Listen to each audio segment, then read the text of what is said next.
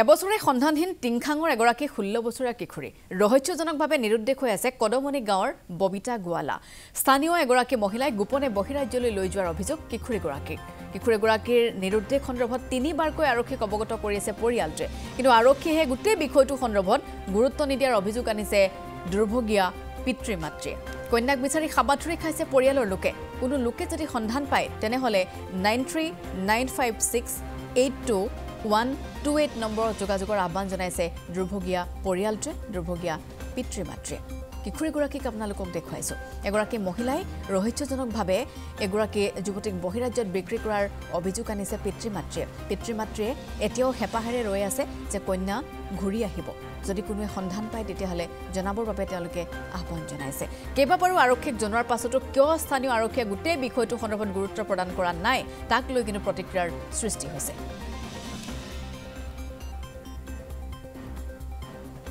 ববিতা গোৱালা যে এবছৰ হ'ল আজি যোৱা, এবছৰ এমাহ হৈছে এইটো যে আমি কামলৈ গুচি যোৱা সময়তে তাইক মনে মনে হেমন্তী ঘাটুৱাৰে লৈ গৈছে মনে মনে আমি গম নোপোৱাকৈ। তাৰপিছত আৰু 3 মাহৰ পাছতে ফোন পাই কিনে কৈছে যে মই বৌ ভাগত খেলাইছিলোঁ এমাহ দিন, তাৰপিছত সেই বৌয়ে এতিয়া মোক এৰি থৈ গুচি গ'ল বুলি কৈছে। এতিয়া আমি 3বাৰ থানাত দিয়া হৈছে, কিন্তু থানাৰ পুলিচে আমাক একো সহায় কৰা নাই।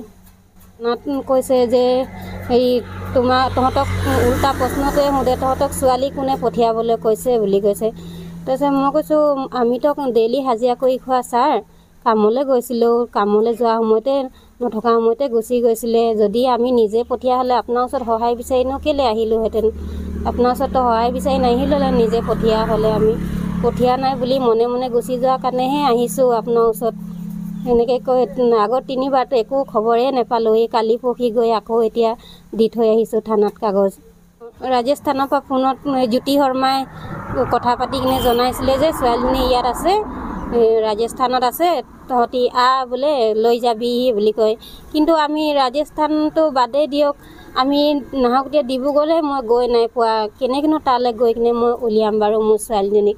তেখেতক যে সি ফোন কৰি কিনে আমাৰ ছোৱালীজনীক কথা পতুৱাই দিছিলে 2বাৰ, যে কৈছে ময়ো কাম কৰা মানুহে হয় বুলি কৈছিলে।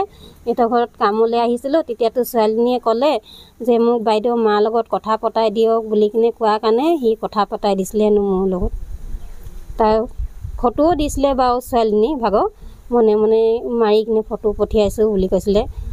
এতিয়া 5 মাহমান হৈ গ'ল, যোগাযোগ নাই ছোৱালীজনীৰ লগত, একো ফোন খবৰ খাতি একো নাই পোৱা।